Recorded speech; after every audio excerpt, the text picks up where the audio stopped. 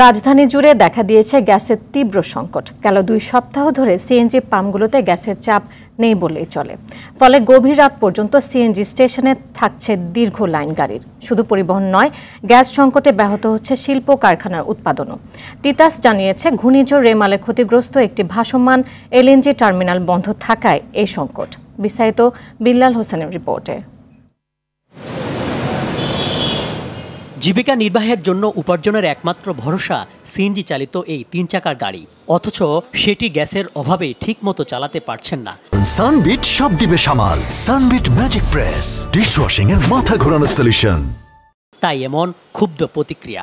আমাদের মেহনতের টাকাটা রাস্তায় থুয়ে আমরা বাসায় খালি হাতে যেতে হয়। সার্জেন এসে এই কাগজপত্র দেয়, আমাদের কাছ থেকে কাগজপত্র নিয়ে এরকম একটা স্লিপ ধরায় দেয়, আমরা যেন এদেশে বেঁচে আছি। গেল কয়েক সপ্তাহ জুড়ে রাজধানীতে গ্যাসের জন্য সিএনজি পাম্পগুলোতে 1.5 থেকে 2 কিলোমিটার গাড়ির দীর্ঘ সারি চোখে পড়ে হরহামেশাই। ঘন্টার পর ঘন্টা অপেক্ষা করেও কখনো কখনো মেলে না গ্যাস। উল্টো পুলিশের মামলার খড়কও জুটে বলে অভিযোগ অনেক চালকের। সার্জেনের ধইরা পরে মনে করেন যে মামলা দিতে চাইছিল, পরে হাফ ব্রেকার করা হয়েছে। সিরিয়াল দিলে সার্জেন আয়া মামলা দেয়, রাস্তা সিরিয়াল দিলে গাড়ি ডাম্পিং করে, নাহলে রেকার করে, নাহলে মামলা করে। তীব্র গ্যাস সংকটে একদিকে বেড়েছে ভোগান্তি, অন্যদিকে আর্থিকভাবে ক্ষতিগ্রস্ত হচ্ছেন সিএনজি ও উবার চালকরা। 2 ঘন্টা সিরিয়াল দিলে 8 ঘন্টা 10 ঘন্টা গাড়ি চালায়, 400-500 টাকা বাসায় নিতে কষ্ট হয়। কেউ কেউ পকেট থেকে জমা দেয়। 2 ঘন্টা 2.5 ঘন্টা সিরিয়াল দেওয়ার পর গ্যাস পাইতেছি, একটা টিপ নেওয়ার পর পরবর্তীতে আর কিছু করা থাকতেছে না। নিজে কি খাবো, বউটির কি খাবো, কিছু বলা যায় না। নানা সময় গ্যাসের সমস্যা দেখা দিলেও এখন তা তীব্র সংকটে রূপ নিয়েছে বলে জানান পাম্প সংশ্লিষ্টরা।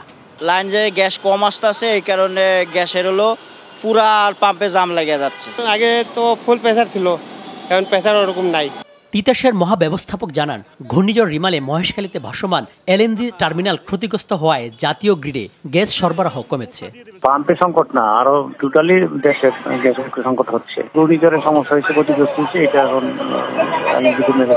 বিদেশে আমেরিকান একটা প্রতিষ্ঠান, সেই প্রতিষ্ঠানে রিপেয়ার এখনো শেষ করতে পারে নাই।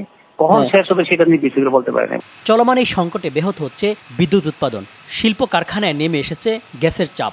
সকাল থেকে সন্ধ্যা পর্যন্ত গ্যাস মিলছে না আবাসিকও।